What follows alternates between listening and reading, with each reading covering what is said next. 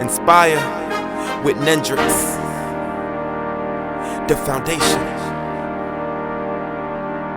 Hey, Embracing Gardens community, this is Dr. Danielle Harrison coming back to you with another 5-minute quickie for your best life. And I want to talk really quick about your relationship with your leadership in your organization, or maybe you're the leader. So this conversation is about you too. I've been working since I was probably 12 years old, and I've had many leaders.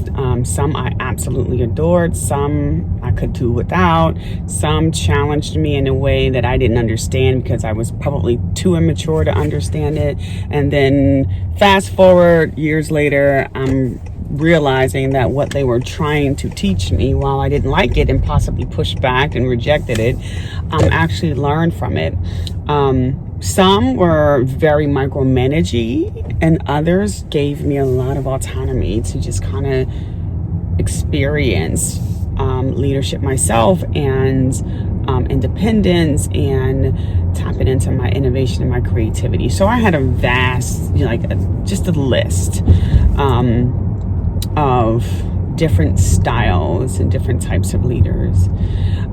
And I've also had leaders who I just felt like was very toxic and wasn't really a good leader for me, and there to provide guidance and growth for me. And so the first time I had that kind of leader, I didn't know what to do with it. And so I just found another job, and left. And the second time that I had that I would call it an opportunity, because it actually helped me to grow. Like tough leaders like that you may not like there's something about that discord sometimes that actually helps you to grow.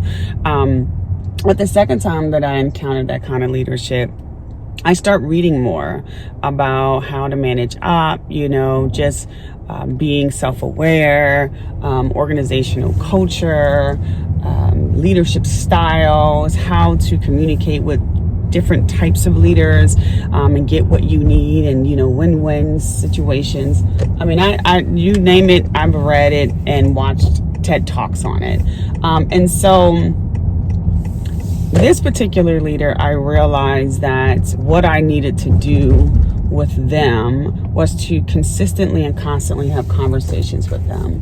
It didn't do any good to just be upset because I had what I assumed was bad leadership. It helped that they knew that I was challenged by their leadership.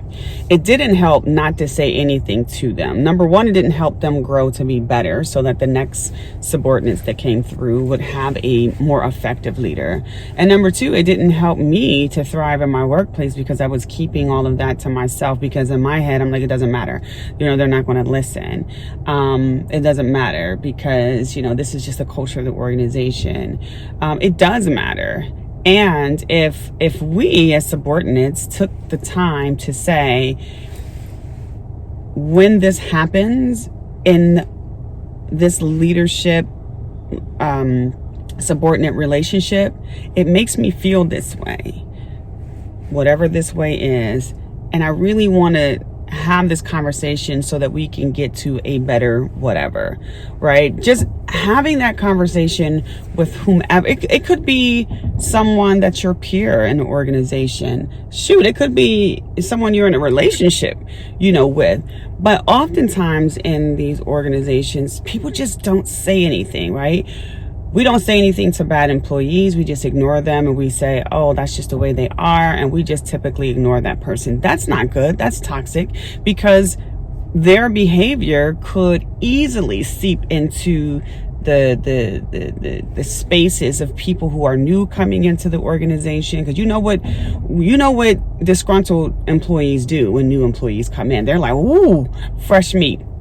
And so this is a tactic you can use for your peers and your leadership, but more specifically your leaders. If you have a leader in your organization that you feel like is ineffective, isn't doing their job, isn't growing your team the way you had dreamt that to be, you might want to have a conversation with them, because you may be making an assumption of them not doing things and not really understanding what the behind the scenes were.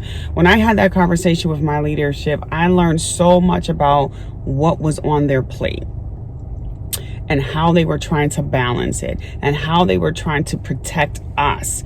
And so therefore there was a lot of things that we didn't know. And I'm glad that I didn't know some of the stuff that she had talked to me about. But just taking the time to have a simple conversation about how I felt regarding, her leadership of me and how I was challenged by it and what my goals were, and how I dreamt her to be able to help me achieve those goals went a long way. So if you are in an organization, you're challenged by your leadership and you haven't said a word, you're not going to accomplish anything. I mean, that's clear. And if you are, challenged by leadership and other people have said something to them and they just haven't changed, that's not your lane. You do what you have to do, right? Because it might be in the way that we communicate with our leaders. Our leaders are not superhuman. They're human beings. And sometimes the way we approach them, the way we talk to them, that may have an impact on them as well. And so check yourself, have a little bit of self-awareness, organize your thoughts, have the conversation, and then together come up with a plan so that there will be a win-win. They can get what they need from me or from you, and you can get what you need from them. And stop making assumptions about your leadership's ability or inability to do something. You have no clue what's going on with your leadership unless you sit and have an actual conversation with them and tell them about the thing. Don't wait until their evaluation and try to throw up on their evaluation. That is probably the most annoying thing for me to see. Colleagues speak with one another and chit chat with one another and gossip with one another and create, these other spaces to kind of complain, but never approach their leadership about these things and wait until the evaluations to throw up, and then not really be effective in completing the evaluation because they use it as a dumping ground as opposed to a coaching opportunity. So anyway, that was just something that I thought about in a conversation. I was having a conversation with someone else about, being challenged by their leadership, and I'm hearing it a lot, and so that was the feedback that I offered them. So, I'm offering it to you. So go out in the community and embrace someone. They're waiting on you, and continue to live your absolute best life with this 7-minute quickie. Yeah. Come spend the weekend with us and